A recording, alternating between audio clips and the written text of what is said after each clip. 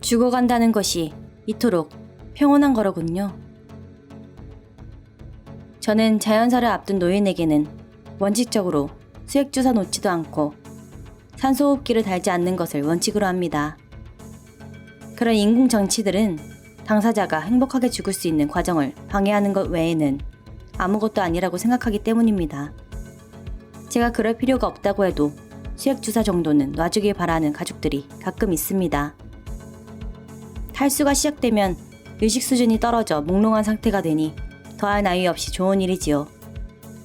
이렇게 아무리 설명해 주어도 가족들은 수액주사가 무슨 생면수라도 되는 것처럼 빨리 주사를 놔달라고 졸라댑니다. 하긴 병원에서 지금껏 영양제 주사라는 이름 아래 수액주사가 이루어져 왔으니 그렇게 오해할 만도 합니다. 그래서 저는 주사 대신 수액을 마시는 방법을 권합니다. 이건 포도당이 아주 조금 들어있는 미네랄 워터입니다. 연한 맛의 스포츠 음료라 할 수 있죠. 예? 아니, 그걸 마셔도 됩니까? 정말 별 탈 없을까요? 괜찮습니다. 보통 음식물은 소화와 흡수를 거쳐 비로소 체내, 혈관 내로 들어갑니다. 수액주사의 경우 영양분이 소화와 흡수 과정을 생략하고 곧장 혈관 안에 주입된다는 것만 다를 뿐입니다. 따라서 먹거나 마실 수 없는 것은 절대 혈관으로 주입할 수 없습니다.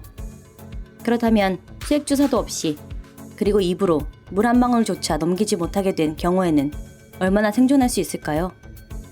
대략 7에서 10일쯤 됩니다. 배뇨작용은 사망하기 2에서 3일 전까지 이루어지고 생존일수가 짧을 때는 사망 당일까지도 배뇨가 있을 수 있습니다.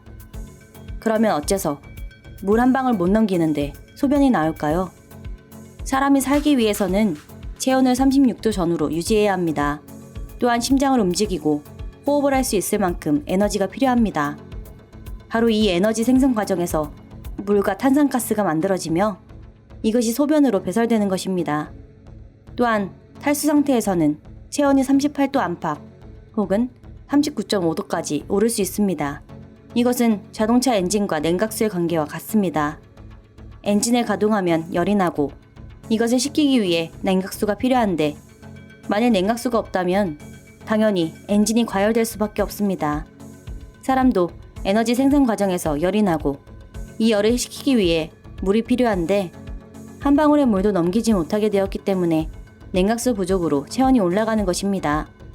이 시점에서 당사자는 새근새근 잠을 자는 상태이며 고통은 전혀 없습니다. 그래도 만일 걱정된다면 이마에 헤어파스를 붙이는 정도만으로도 충분합니다. 또한 복막염에 복수조차 모두 사용해 수분은 전부 소실되어 버립니다. 여기에서 고통이 전혀 없다는 것이 핵심입니다. 앞서 말했듯이 자연사를 앞둔 노인의 평균 생존 일수는 7에서 10일 정도입니다. 그런데 최근 제가 근무하는 요양원에서 14일 동안 생존한 94세의 여성이 있었습니다. 14일이란 기간은 지난 2005년 세계적인 안락사 논쟁을 불러일으켰던 테리 시아보의 생존 일수와 동일한 것으로 지금까지 가장 오랜 기록입니다.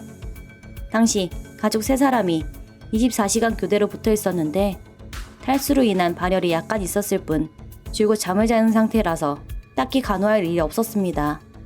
그러다 보니 곁에서 책을 읽거나 꾸벅꾸벅 조는 등 비교적 여유롭게 지낼 수 있었습니다.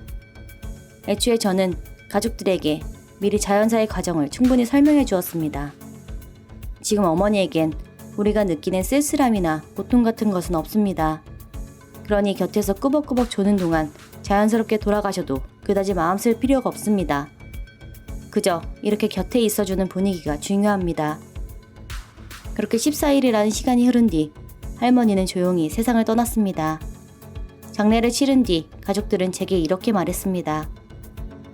인간이 죽어간다는 게 이토록 평온한 거로군요. 저도 이제 죽는 게 겁나지 않게 되었습니다.